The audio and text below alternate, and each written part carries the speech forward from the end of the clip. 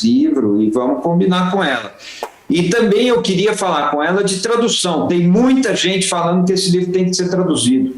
Tá no ar? É o seguinte, querido Eugênio Butti, venho por meio dessa informar que nós estamos no ar já há uns 15 minutos, então tudo que você falou até agora que não podia sair no ar já saiu.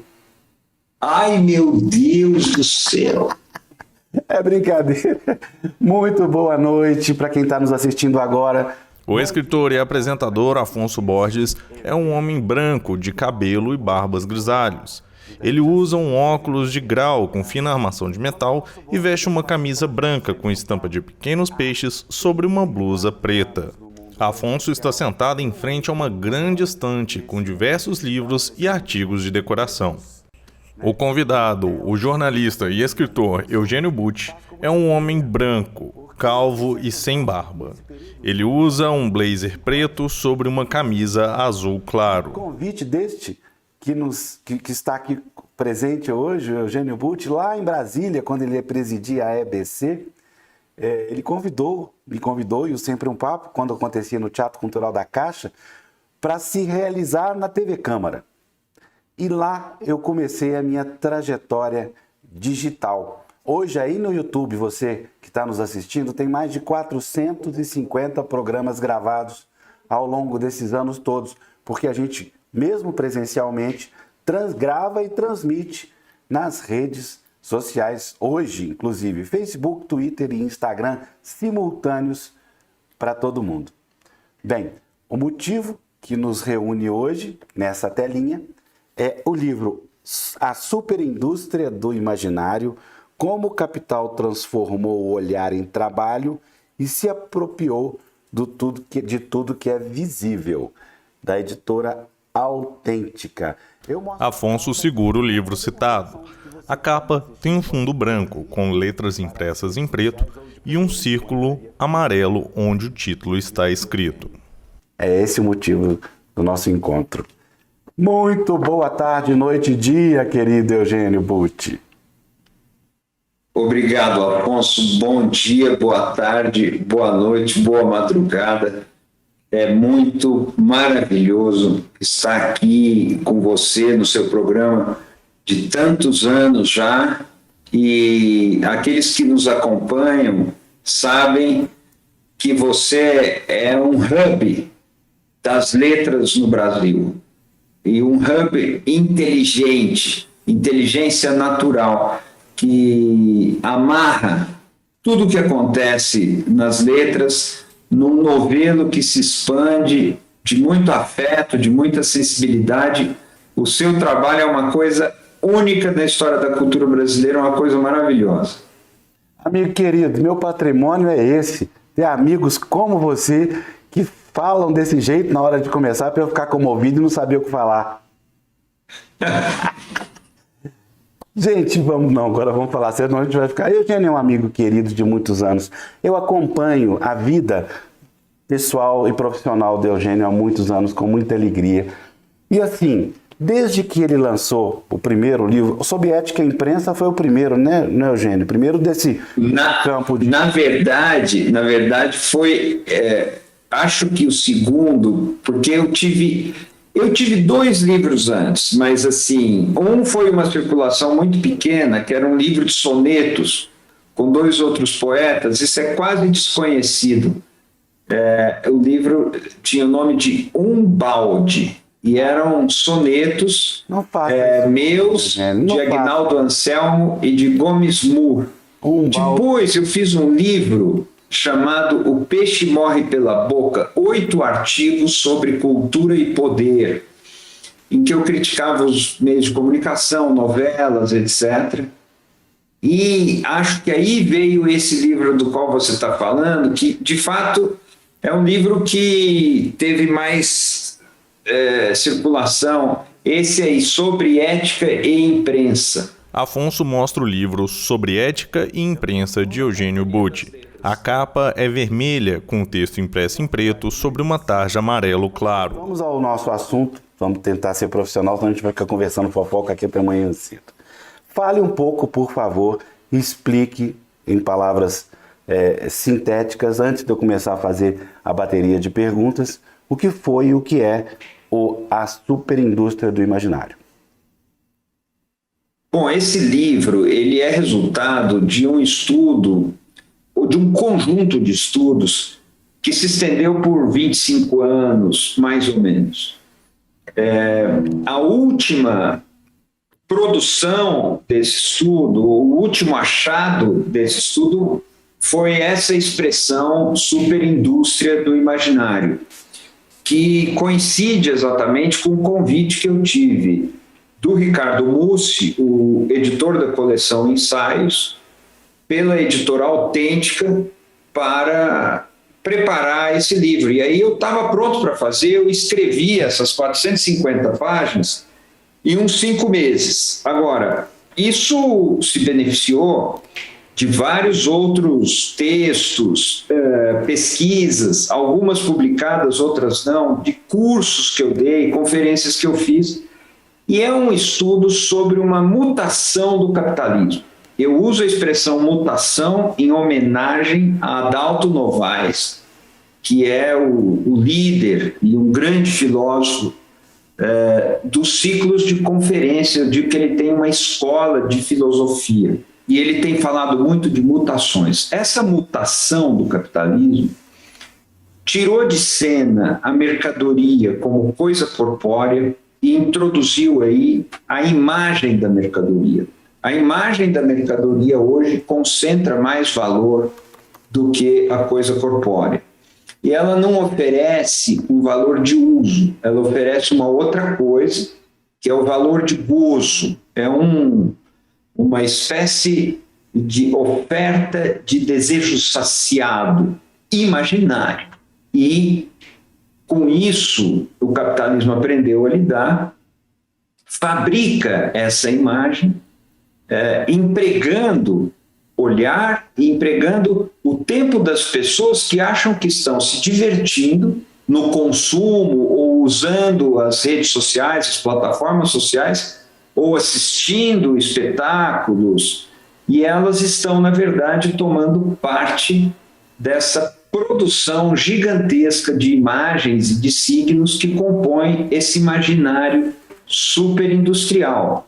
É um capitalismo, a superindústria do imaginário é um capitalismo que interpela o sujeito pelo desejo e não mais pela necessidade. Essa é uma história em curtas palavras desse livro aí. Beleza. Eu tenho 2 pontos assim importantes. Primeiro, eu queria voltar ao início de tudo. A minha opinião, e já li seu livro e vi todas as entrevistas, é que você trata da questão central o eixo central do seu trabalho, que é a questão da ética. Eu queria que você abordasse a superindústria imaginário focada na questão da ética. Tem muitas entradas para isso, Afonso, e uma delas é o grau de exploração que hoje está em marcha. Eu disse, e é algo que eu sustento, por mais polêmica que seja essa afirmação, que nunca a humanidade foi tão explorada como agora. Nem mesmo nos piores momentos da Revolução Industrial, e por horroroso que seja, nem mesmo na escravidão, porque o senhor de escravos, ele precisava providenciar o lugar, por pior que ele fosse, ele precisava providenciar o lugar para acomodar, para dar habitação. Alimentação, né? Ele precisava providenciar alimentação, ele comprava uma coisa, entre aspas, que era o escravo, e precisava mantê-lo para que ele pudesse trabalhar. O que acontece hoje é que, no tempo em que as pessoas imaginam que estão se divertindo, fotografando as coisas nas redes sociais ou postando fotografias de gato ou de viagens, ou reproduzindo uma notícia que encontrou em algum lugar, espalhando uma fake news por aí, essas pessoas se sentem usando as funcionalidades de uma plataforma e, na verdade, estão trabalhando para aquela plataforma. Mais ou menos como os jogadores de um cassino movem a linha de montagem do cassino enquanto pensam que estão se divertindo e jogando. Eles estão movendo uma fábrica, que é uma fábrica de dinheiro, que fica com o cassino. A superindústria do imaginário opera assim, mas opera numa escala muito mais expandida, com a característica de não dar um tostão em troca. Esta é a perversidade do tempo que nós estamos vivendo. Existem relatos do tempo da Revolução Industrial de crianças que trabalhavam nas fábricas por horas a fio e adoeciam lá, até perderem as forças e se tornarem inúteis para o patrão, se tornarem inúteis para o patrão. E isso chocou, do ponto de vista ético, muita gente, porque, de fato, é uma tremenda desumanidade jogar uma criança para trabalhar daquela forma. A gente ainda vê isso em cenários até brasileiros, de trabalhos remotos no sentido de que estão afastados do centro, trabalhos em campos de trabalho distantes, como carvoarias, como exploração de madeira.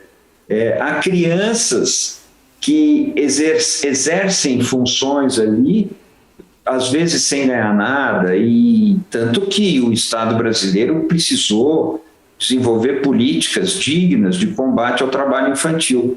Mas o que acontece na superindústria do imaginário é pior, porque nós temos crianças de 1 ano, 2 anos, que aprendem a mexer nos equipamentos, as famílias acham aquilo bonitinho, e essas crianças estão juntando o significante com o significado, elas estão movendo engrenagens de um processo significante. Elas, com a sua força, com o seu olhar, com o toque dos dedos, fazem um modo de produção girar.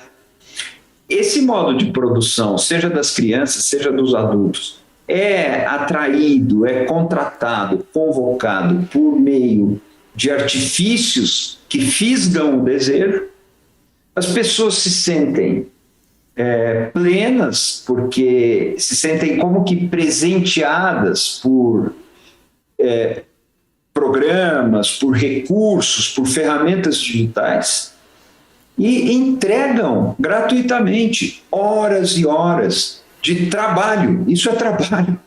Entregam essas horas, entregam os dados pessoais, e aí eu não me refiro nem aos dados pessoais como o CPF, os exames de laboratório, o endereço, o tipo sanguíneo, os nomes dos parentes, dos amigos. Não são nem esses dados, são dados a um nível que os algoritmos conseguem depreender dali circuitos internos, circuitos secretos do desejo pessoal e um desejo inconsciente, a ponto de as máquinas conhecerem e se anteciparem aos desejos de consumo das pessoas.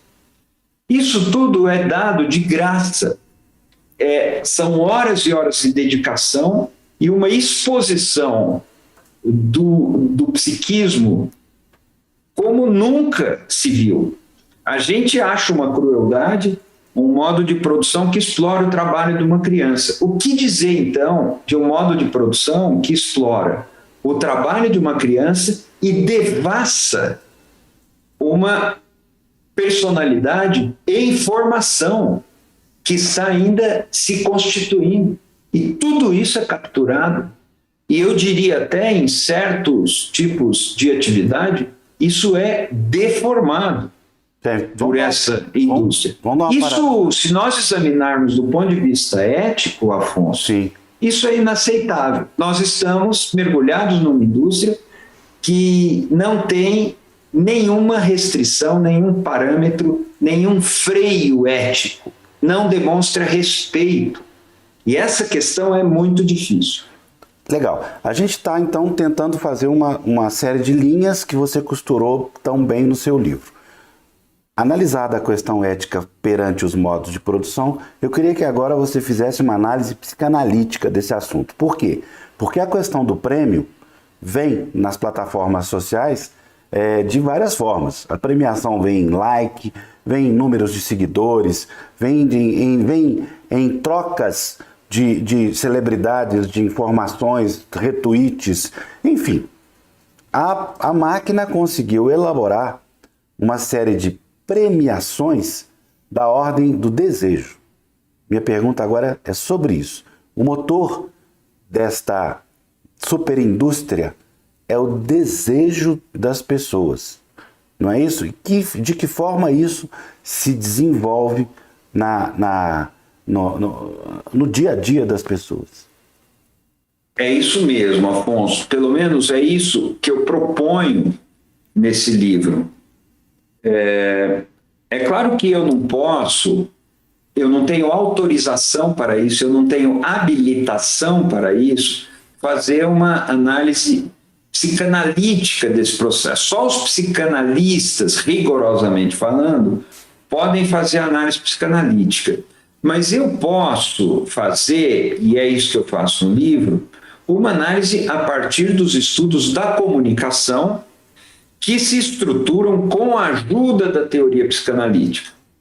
Eu sou um estudioso da comunicação e para fazer o estudo que eu faço, eu tenho que estudar psicanálise, eu tenho que estudar um pouco de filosofia, eu tenho que estudar linguística para saber a natureza do signo. Eu estou falando o tempo todo do signo e da imagem. Semiótica. Imagem é signo, até que ponto?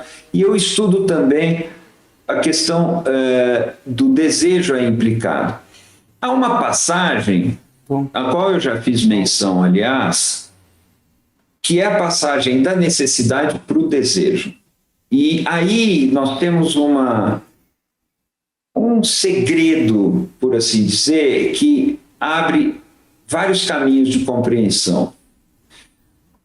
A ideia de mercadoria lida muito com a ideia de necessidade.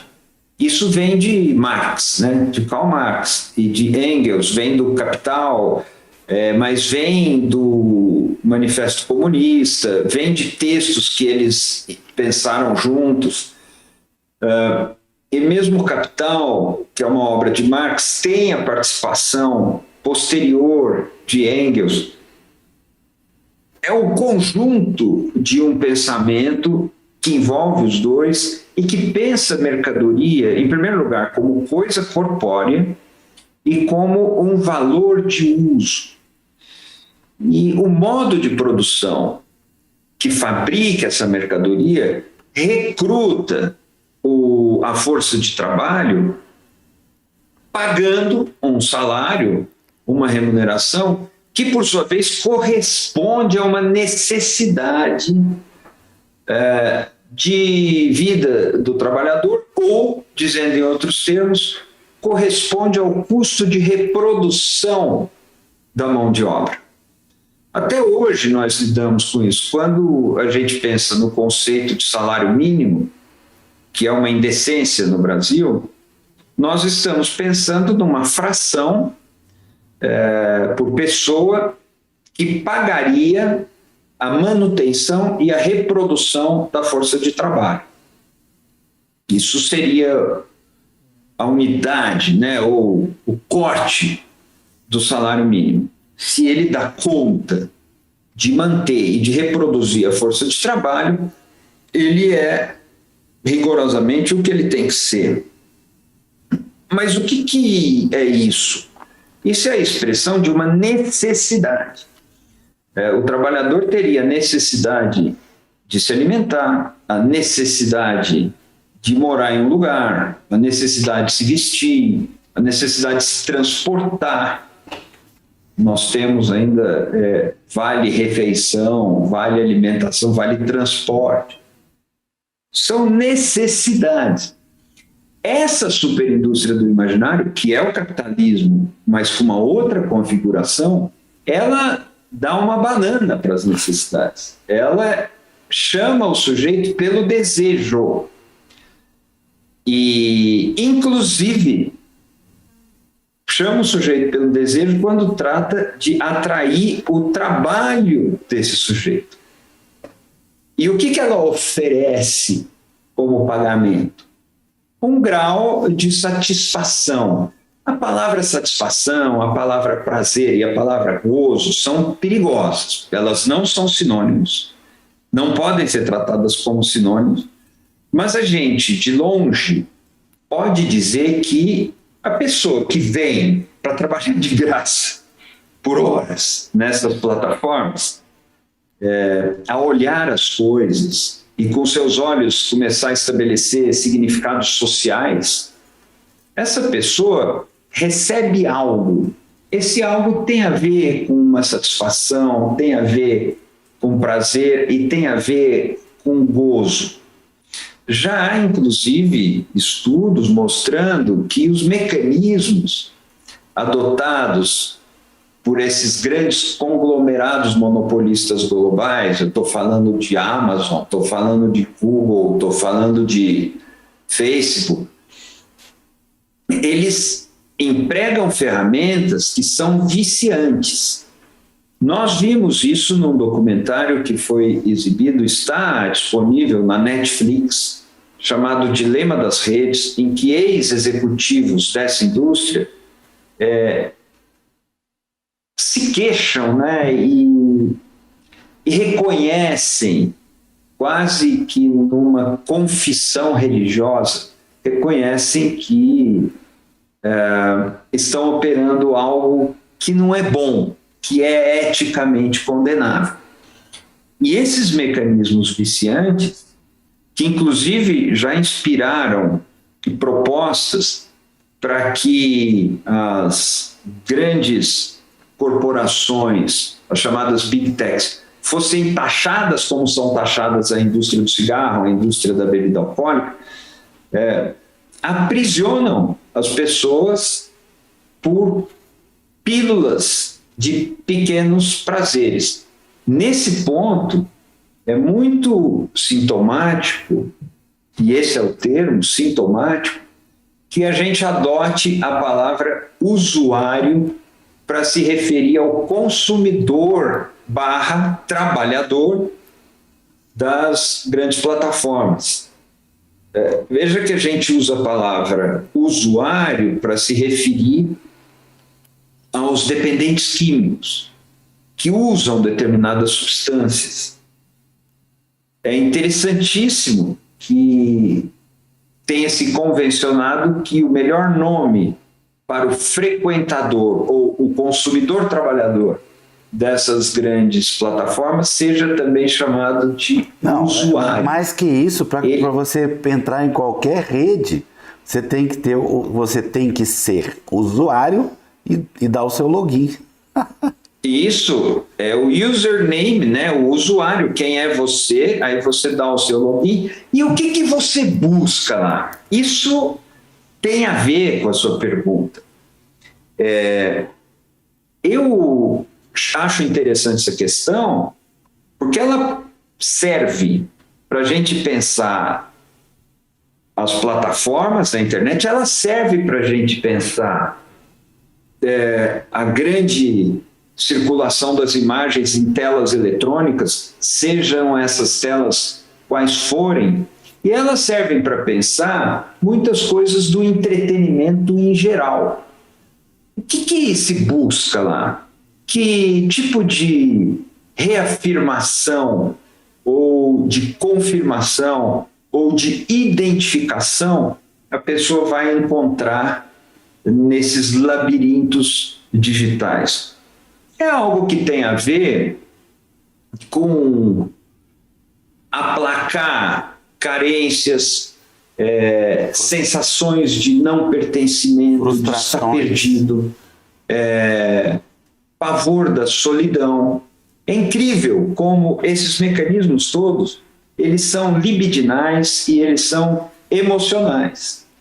E em troca disso, quase como num escambo maldito, em troca disso, o sujeito devota diante daquela tela horas e horas da sua existência. Isso tem muito a ver, Afonso, com a circulação das fake news. A gente fala muito de robô, e tem que falar. A gente fala muito dos algoritmos, e tem que falar, são importantes. A gente fala dos financiamentos clandestinos, e é preciso falar e é preciso investigar. Tudo isso faz parte do complexo industrial e ilegal de circulação de notícias fraudulentas. Mas algo que tem um enorme peso, eu diria um peso decisivo nisso aí, é o frêmito de cada um, aquele êxtase no momento em que ele passa para diante uma maldade contra uma pessoa qualquer. O verdadeiro para ele é aquilo que fala mal de quem ele odeia. E isso é um mecanismo não racional.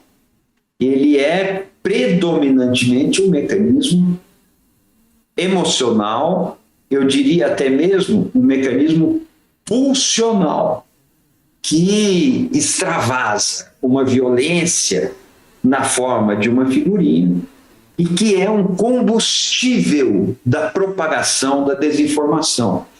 Então eu posso dizer que a desinformação que vitima a nossa democracia hoje, ela tem como combustível o ódio represado na alma das pessoas. Bem, então, esse ódio... aí eu vou dar uma paradinha para colocar uma polêmica. Quer dizer que a minha próxima pergunta, que era sobre o livre-arbítrio, também entra na questão do ódio? Entra, é claro. Mas o que você ia dizer? Sobre isso. Até que ponto, por exemplo, a grande contestação que eu tenho ao filme que você se referiu é que ele exclui, durante todo o seu roteiro, a palavra livre-arbítrio do seu contexto. Por exemplo, as reflexões que você faz no livro conduzem-nos à questão do livre-arbítrio. Essa é uma verdade. A você, claro, uma pessoa que entende do assunto, não está em rede alguma. Entendeu? Isso. Por isso que esse ingrediente que eu quero colocar em ambos os campos. Da decisão de não compactuar, como na decisão de compactuar até de forma a confirmar as fake news.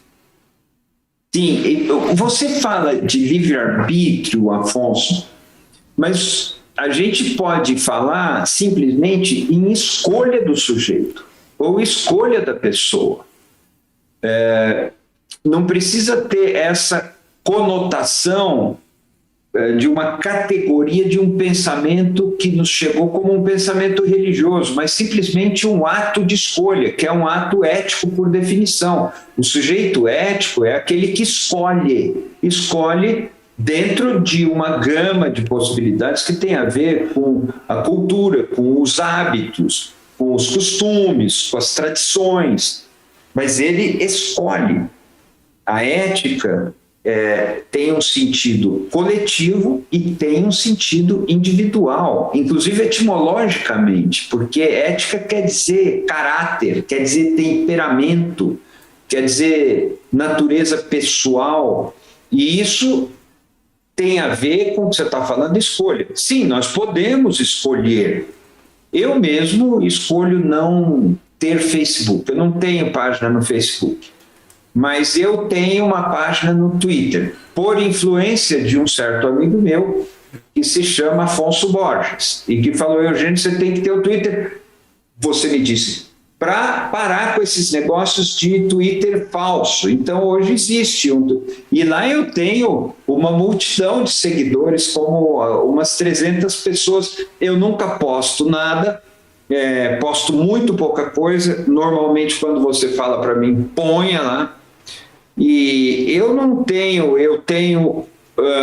o LinkedIn, que aí eu fiz com meu filho, e eu também achei importante fazer, mas efetivamente, redes sociais, eu não tenho presença nas redes sociais e não quero ter.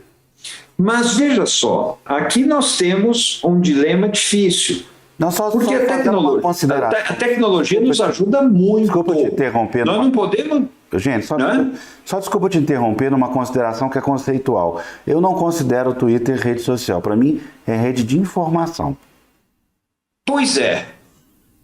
E eu acho que você está certo nisso aí. Mas todas essas coisas, Instagram, TikTok, acho que tem um negócio agora, TikTok e tal, né? Eu não estudo isso exatamente, eu estudo o subterrâneo disso aí, eu estudo o avesso desse bastidor, o que me permite chegar às conclusões que eu chego nesse livro. O arco de tempo que eu abordo com a minha análise é um arco de tempo que vem na história do capitalismo. A grande mudança da superindústria do imaginário inclui as plataformas sociais, mas não se resume às plataformas sociais. Ela começa a ser engendrada já na segunda metade do século XX. E o arco de tempo, portanto, é maior do que isso, especificamente dessas redes sociais. Então a gente pode escolher, e é fundamental que a gente escolha. Mas aí tem um dilema mais difícil, porque as tecnologias trazem facilidades e conectividades das quais não se pode abrir mão. Vamos pensar na própria urna eletrônica no Brasil. Como abrir mão disso? Por mais que alguns queiram, né, o voto a bico de pena, a volta do voto a bico de pena, que na verdade é muito mais permeável a fraudes do que o sistema que nós temos hoje, mas o voto eletrônico no Brasil é uma conquista da tecnologia. Os avanços que a medicina obteve com essa tecnologia são incontáveis. A pesquisa científica, veja a possibilidade, a simultaneidade de pesquisas, de achados, publicação de artigos, a integração das comunidades científicas nunca foi tão grande, isso graças à tecnologia. Então é preciso fazer uma escolha, que é uma escolha individual, mas também é uma escolha social. E nós temos que ter uma tecnologia que não nos explore e que esteja a serviço da vida. Hoje o que acontece é o seguinte: o algoritmo sabe tudo sobre você e você não sabe nada sobre o algoritmo. O algoritmo é um objeto opaco, impenetrável. Ele é um software e um amálgama de traquitanas totalmente fechado, porque ele pertence a um grande conglomerado. Ele é uma propriedade privada e privativa, encerrada num cofre. Ele enxerga tudo da sua privacidade, da sua intimidade, da sua história pessoal, e você não sabe nada dele. Isso é uma loucura. Se nós pensarmos bem, um dos conceitos que nos permitem separar o que é totalitarismo do que é democracia passa por isso. No totalitarismo, o poder enxerga a alma de cada pessoa e nenhuma pessoa consegue enxergar os negócios do poder. Na democracia, o poder tem o dever de ser transparente e cada pessoa tem o direito à sua privacidade. A privacidade é indevassável na democracia. No totalitarismo, quem é indevassável é o Estado totalitário. Na tecnologia de propriedade privada monopolista que nós temos hoje, o que acontece é que a tecnologia é indevassável, o algoritmo é indevassável, o software proprietário é indevassável e as pessoas são totalmente transparentes para os olhos desse algoritmo, para os olhos desses softwares proprietários. Sabem tudo de nós e nós não sabemos nada dele. Nesse sentido, não há sustentação em usar essa tecnologia. Isso é um pacto desleal que foi armado. E nós temos que desarmar esse pacto desleal. Para isso é necessário um marco regulatório de outro nível, é necessário quebrar esses monopólios, é necessário ter um outro equilíbrio entre democracia e essa tecnologia de propriedade fechada do capital. Isso vai ter que mudar. Então, nesse sentido, entra a possibilidade de escolha do sujeito, sim. O Sérgio Abrantes diz que a política continua analógica enquanto o resto do universo já é digital. Até a política que eu digo, a grande política que rege as regras nas quais a gente convive, né? Ela precisa ser digital. Agora, eu queria focar um pouquinho na sociedade do espetáculo. Você que também escreveu sobre isso, eu sinto, Eugênio, que a pandemia trouxe uma mudança de olhar sobre a espetacularização das notícias, do cenário e da sociedade. O que você acha disso? É claro que trouxe. A pandemia trouxe... O mundo é completamente diferente. E eu sei que vai ficar repetitivo, mas eu conheci esse livro, A Sociedade do Espetáculo, e a obra do Guy Debord, e depois a figura de Guy Debord, por causa de Adalto Novaes, que começou a me falar sobre isso, falar: Eugênio, você precisa estudar isso, que tem a ver com o que você tem pesquisado. E, de fato, é uma obra que desvenda muitos desvãos do nosso tempo. É uma obra de 1967, mais ou menos, que aparece em Paris, publicado entre 67 e 68. Eu aqui estou com um pouco de imprecisão da memória sobre essa data, mas é desse período, e mostra que o capitalismo estava se transformando.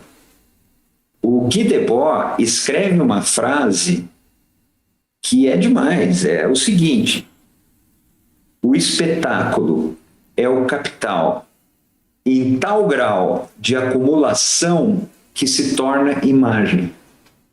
Que maravilha. Essa frase é de uma sensibilidade, parece uma sensibilidade poética, parece uma coisa filosófica, mas ela é de uma precisão, porque ela vem com outras coisas. O conceito de capital no Marx vem junto com a invisibilidade, porque o capital não se deixa ver. Ele faz a relação entre pessoas uma relação entre coisas sem se deixar ver. Isso é fatal na descrição na descrição mais tradicional do pensamento do materialismo. Mas no Guy Debord ele vê essa inversão e ele dá várias pistas disso aí. O capital se torna imagem, ele não tem mais que se esconder, porque ele ocupou todo o espaço do visível. A mercadoria é visível e nada do que seja visível escapa à mercadoria. Ele já fala essas coisas em outros termos. Ele está ainda lá em 1960. O que nós temos hoje já é muito mais do que ele falou, mas ele enxerga um elo desta mutação.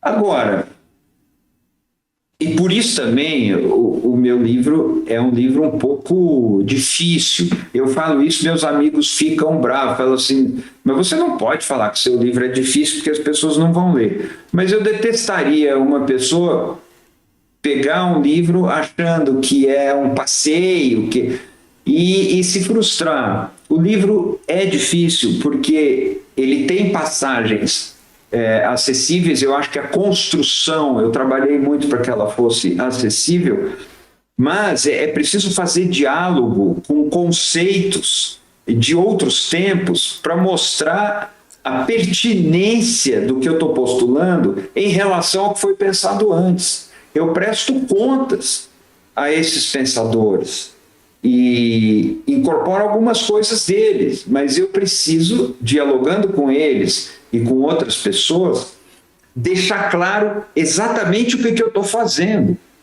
E isso envolve uma prosa que mergulha nos conceitos, porque eu preciso apresentar uma tese para o meu país e para os leitores que possa ser desmontada. Alguém precisa ter como dizer, esse nexo que você faz aqui, ele não está bem feito, ele tem um problema por causa disso. E aí, trabalhos futuros vão saneando aquilo lá, mas o trabalho ele precisa ser transparente.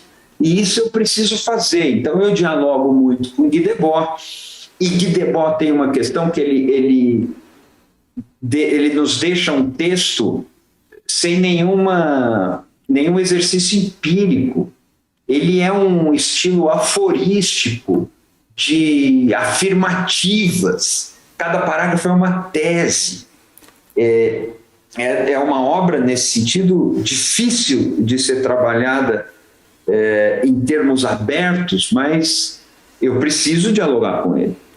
E aí eu vou trazendo a noção de espetáculo junto com uma outra noção fundamental, que é uma estética da mercadoria. Nós vivemos num tempo em que a mercadoria tem uma estética, parece uma contradição em termos, porque se a mercadoria não pode ser estética, mas eu vou fazer o quê? Existe uma estética da mercadoria. E aí nós chegamos então aqui na pandemia, né, que muda. Muita coisa do espetáculo mudou, mas um traço fundamental da pandemia é que ela mostrou que o nosso corpo é desnecessário. Eu queria chamar a sua atenção um pouco para isso. Eu queria chegar aí, Gênio, exatamente. Deixa eu fazer a pergunta, só para não ficar uma coisa só você falando, eu fazer alguma perguntando também. Não, é claro, e eu falo muito sem parar, você precisa me segurar aí. Eu paro, não tem problema não. A minha pergunta é uma sequência do seu raciocínio. Porque quando você fala em espetáculo, depois da pandemia transformou-se só em imagem. As imagens nos levaram às telas. As telas, nessa tela que a gente está aqui, mas todas as telas que nos remetem a vidro, televisão, óculos, celular, smartphone, iPad, e aí vai a sequência de coisas. As telas nos levam a distâncias entre pessoas. E aí sim entra a série de consequências que a distância entre pessoas traz. Solidão, frustração, carência e todas as áreas do cérebro que nos remetem à frustração. E aí a pergunta vai para a questão da plataforma. Nós estamos em plataformas, e aí, já que nós estamos falando de semiótica, a palavra plataforma, para mim, não sai da cabeça a questão da plataforma marinha, né? É aquela plataforma lá do petróleo que está lá sozinha, uma imensidão de mar ao seu redor. Dei sequência ou falei bobagem? É lógico que você não falou bobagem, mas você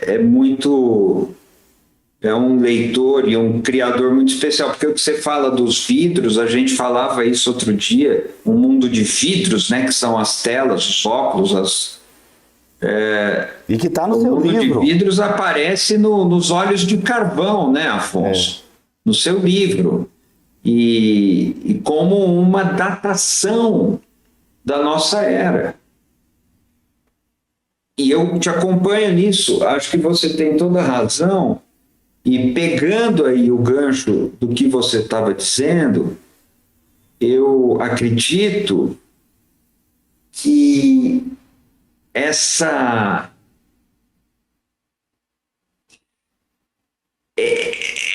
emergência dos vidros, né, das telas ao redor da gente, elas vão compondo as paredes de uma nova caverna de Platão. Só que essas paredes são feitas de telas eletrônicas, de telas luminosas. E nós, com a pandemia, experimentamos a experiência da interdição do corpo. O corpo não pode se deslocar. mas a gente se desloca virtualmente, essa coisa, a nossa imagem vai.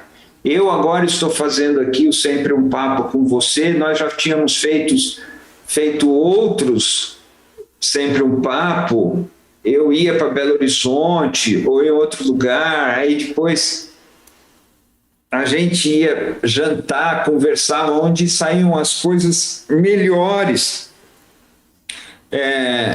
A gente se abraçava, trocava perdigotos, encontrava outras pessoas. Isso tudo ficou interditado. O corpo ficou descansando. E o que se projetou de nós ficou descansando, mas ficou numa espécie de prisão domiciliar. E o que ficou de nós circulando aí foi a imagem ou as conexões. Nós nos descobrimos irrelevantes como corpo. Ao mesmo tempo, isso que aconteceu na pandemia veio corroborar uma coisa que eu estou dizendo, que não é a força de trabalho que move essa indústria, essa superindústria do imaginário. Não é. É o olhar, é o desejo, e é algo que isso pode, então, mover, que são associações de signos. A gente pode fazer isso virtualmente, pode fazer isso remotamente, e aí, para usar o palavrão, pode fazer isso não presencialmente. Isso é um pavor, né, essa expressão. Vai ser uma reunião não presencial. Mas veja que coisa. O capitalismo continuou a se mover, continuou acumulando riqueza, continuou fabricando valor sem que os corpos saíssem de casa. Nós tivemos alguns períodos em que a maioria da humanidade estava mais ou menos em regime de confinamento. E o que aconteceu? Quando eu escrevi o livro, que faz um ano, que eu terminei o texto faz 6 meses, o valor dessas big techs estava em coisa de 5 trilhões de dólares. Eu acabo de ler uma notícia numa publicação americana sobre a estimativa muito segura de valor das 5 principais big techs do mundo. Juntas, elas valem 9,3 trilhões de dólares. O valor delas foi catapultado nesse período. O lucro dos bancos continua crescendo, cresce no Brasil também. O capitalismo não parou.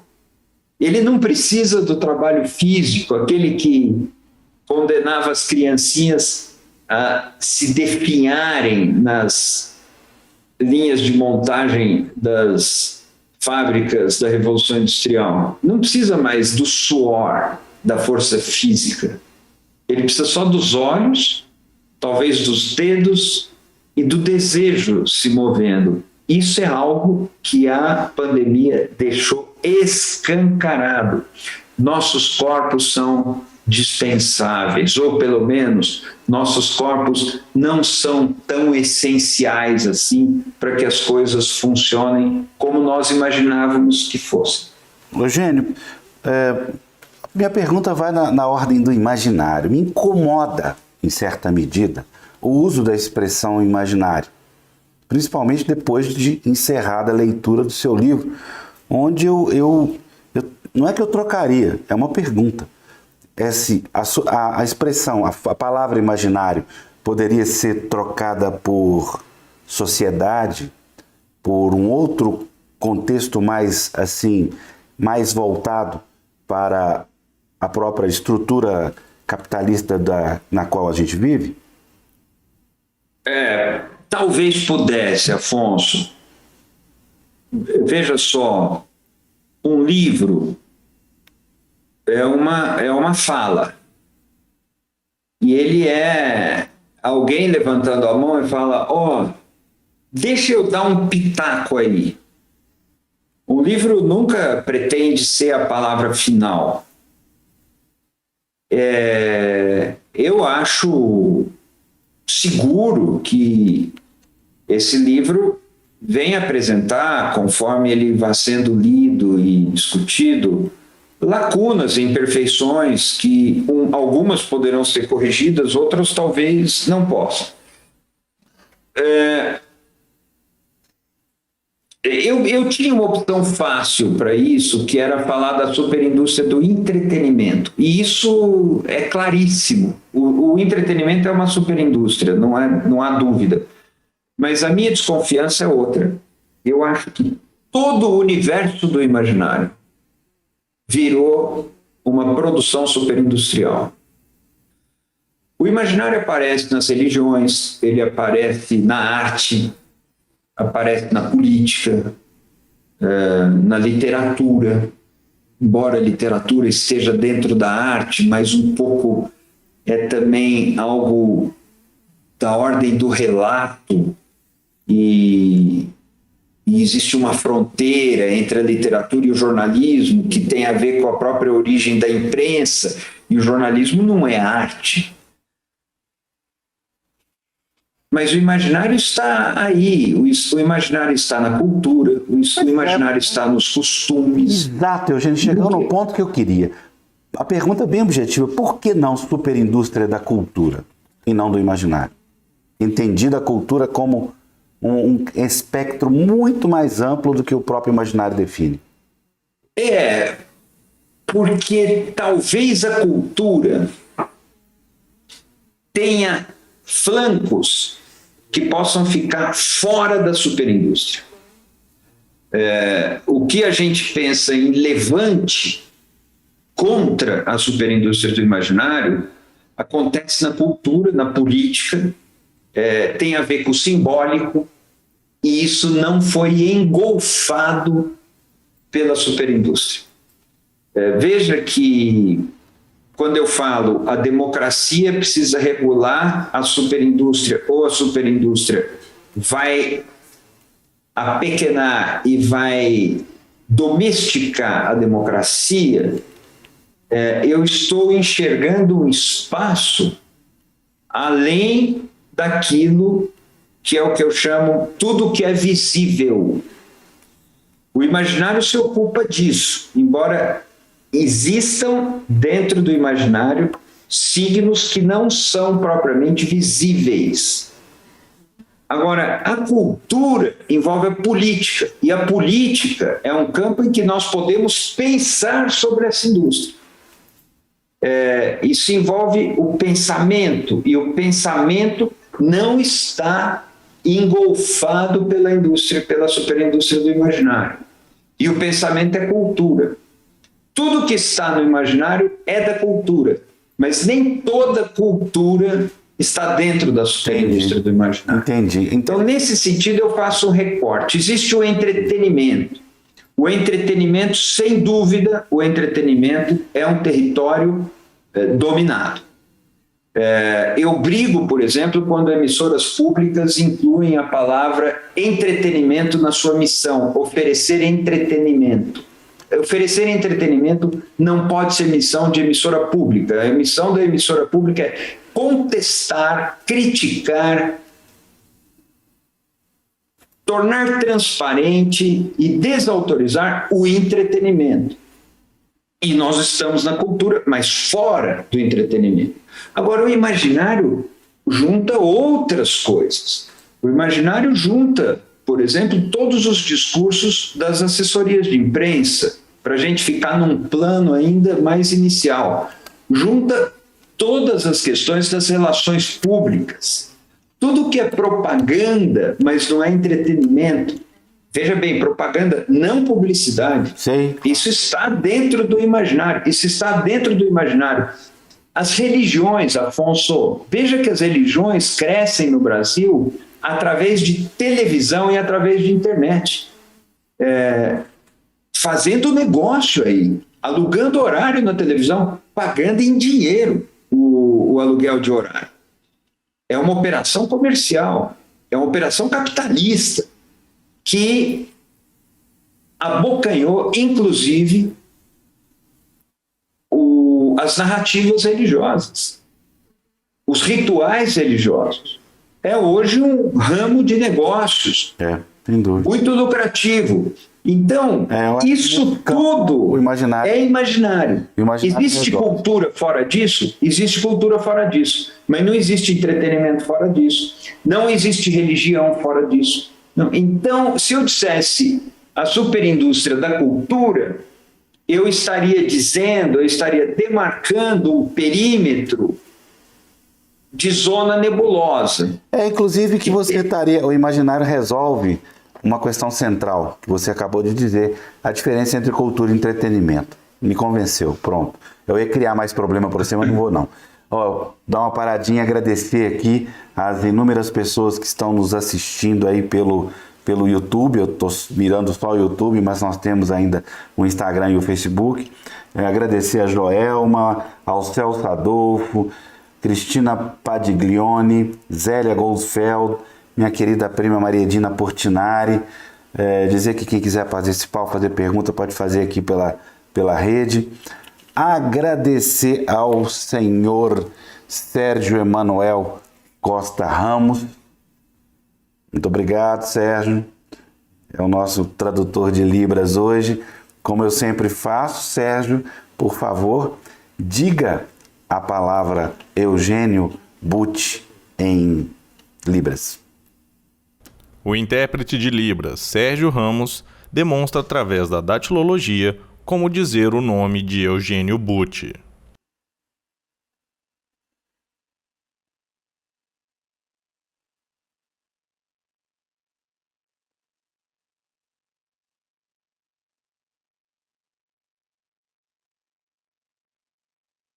Muito obrigado, Sérgio. Muito obrigado pelo seu trabalho conosco hoje.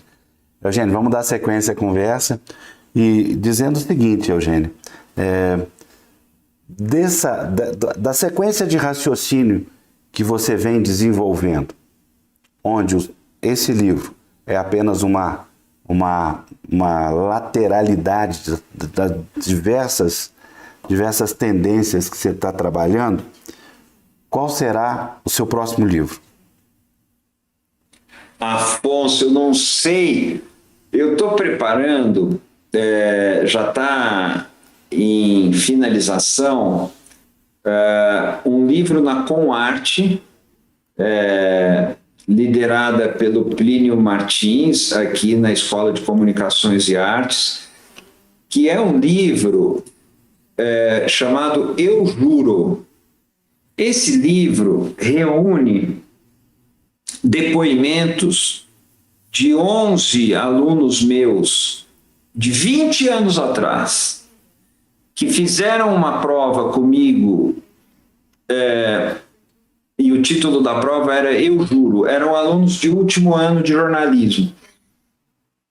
E eu dizia para eles assim: escreva o seu juramento que você toma como um compromisso que vai pautar a sua conduta durante a sua vida profissional. E eles escreveram essa prova. Passados os 15 anos, eu fui atrás de alguns das melhores provas e falei: você cumpriu o seu juramento? E cada um deles escreveu um ensaio comentando o juramento que fez. Um ensaio, um artigo. Tem gente muito querida nesse time de convidados. Tem gente muito arrependida também. Tem um pouco disso, mas é muito bonito o resultado disso aí. Aí a Ana Paula Cardoso me ajudou a organizar esse livro. Ele está sendo finalizado, é uma coisa que deve circular em breve. Eu espero que seja uma discussão interessante para estudantes e profissionais da imprensa.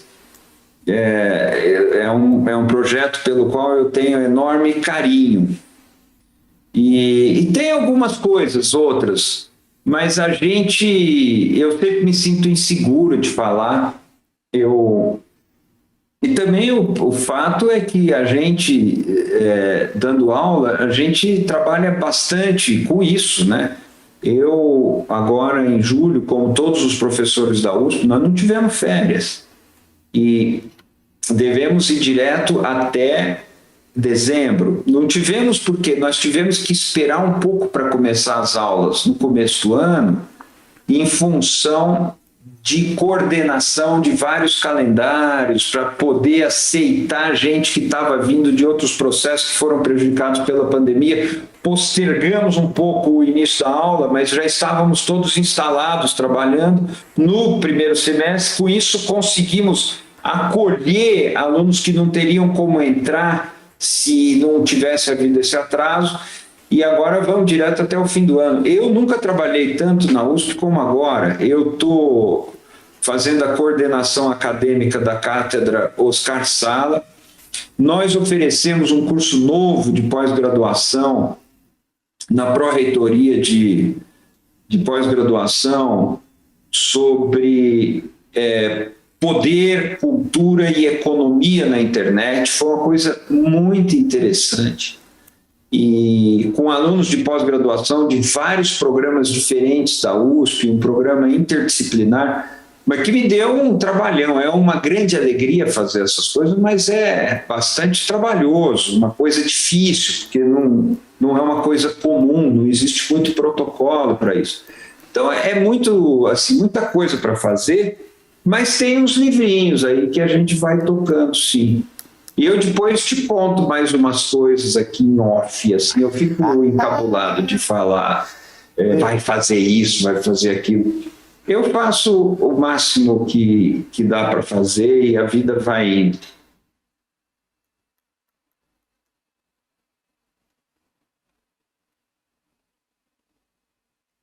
Travou no Vida Vai?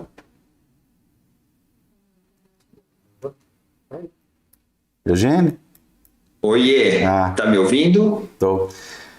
Eugênio Butti, olha, muitíssimo obrigado, querido. Como sempre, nossas conversas são estimulantes. Eu acredito que você mirou numa coisa e acertou outra. Com esse livro, com esse seu discurso de falar que o livro é difícil, você acertou na ponta, acertou no que a gente precisa ouvir, fazer e refletir. Seu livro me faz refletir desde a postura da minha filha de 11 anos, Manuela, na frente do TikTok, até na minha própria postura com relação à ação e trabalho nas redes. Eu queria te agradecer, a leitura do seu livro me fez bem, vai me fazer refletir, tem me feito refletir sobre o comportamento ético mesmo com relação, aí já digo, a ética própria, né, com relação às redes. Muito obrigado, senhor Eugênio Butti, querido. Meu querido Afonso, eu que agradeço. Eu nunca serei capaz de dizer quanta coisa boa você representa para a minha vida, para o meu trabalho e para o trabalho de tanta gente que eu gosto tanto. Basta dizer que eu conheci você por intermédio de Humberto Werneck. A gente que faz esse tipo de trabalho, que é escrever, né, que é ficar lendo, conversando, pensando, andando, pensando e pensando inutilmente, muitas vezes. Isso é de uma solidão, e aqui não vai nenhuma reclamação, mas é de uma solidão difícil de traduzir, e os companheiros, assim, as pessoas que aparecem para a gente, entendendo tudo que isso representa e acolhendo a gente, são muito especiais. E Humberto Werneck é uma dessas pessoas. Eu tive o privilégio enorme de trabalhar com o Werneck numa redação, que era a redação da Playboy, mas depois fizemos tanta coisa juntos. Aprendi tanto com ele. Sempre que eu estou escrevendo, eu lembro de uma coisa que ele me ensinou, que ele me policiou para eu não fazer, e sempre me sinto um mau aluno. Mas você é outro, porque você junta as pessoas que trabalham com a cultura, como a gente estava falando, que escrevem, que experimentam esse mesmo tipo de inquietação, e que encaram o vazio, encaram o frio e vão para cima, e você junta esse povo. Então, você é uma figura assim, muito ao concurso. É muito legal estar aqui, eu te agradeço muito. Não quero ser excedido no que eu estou falando, mas não poderia deixar de dizer essas coisas. Amigo, a gente se irmana na humanidade necessária para a gente tocar a vida. Isso é que é importante na nossa vida. Muitíssimo obrigado, meu querido, e vamos para o próximo. Vou despedir, não, até daqui a pouco, porque daqui a pouco certamente Eugênio Butti vai estar conosco novamente. Uma ótima noite, dia ou tarde, dependendo da hora que você nos assistiu. Um abraço e obrigado.